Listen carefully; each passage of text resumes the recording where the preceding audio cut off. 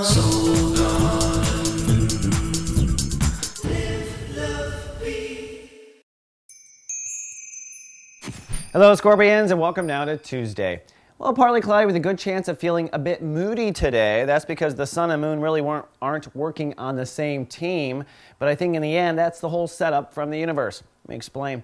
The sun today, ruled by Venus. Now, the sun in Capricorn puts real focus on the way you think and process. Most Scorpios I have spoken to in the last few days are telling me that they've been very private, very reserved, kind of shut off from the world and doing a lot of thinking. Well, that's sun in Capricorn. So in that space, I think with Venus ruling the sun today, you'll be creative and you'll be optimistic in your mind.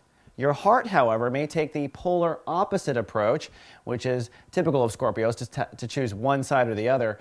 Well, this is a day where the sun, your soul, and your heart may be on different sides. The heart, I think, feeling a bit more pessimistic or darker because it is trining today Pluto. Now, Pluto is your ruling planet. And when Pluto gets a trine with the moon, it's often an opportunity for some release or understanding. And by release, I mean emotional release.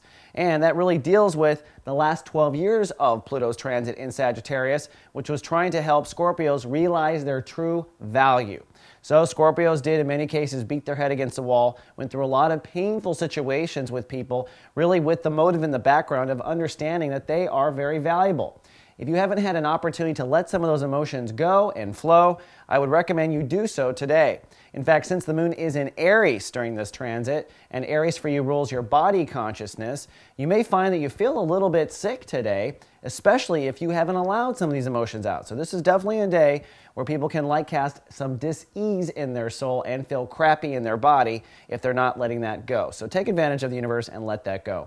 One last thing, Saturn is in retrograde, as you know, and it's focused really on your place in society. But in its retrograde between now and May, in particular the next few weeks, it's going to be very intuitive. That means if you just kind of open up and listen to the conversations around you or among your friends in society, the universe is definitely going to give you some clues on where to go next. So watch all the dialogue for clues. All right, Scorpion, that's all I have for Tuesday. I'll see you tomorrow with more. Live, love, be. So God.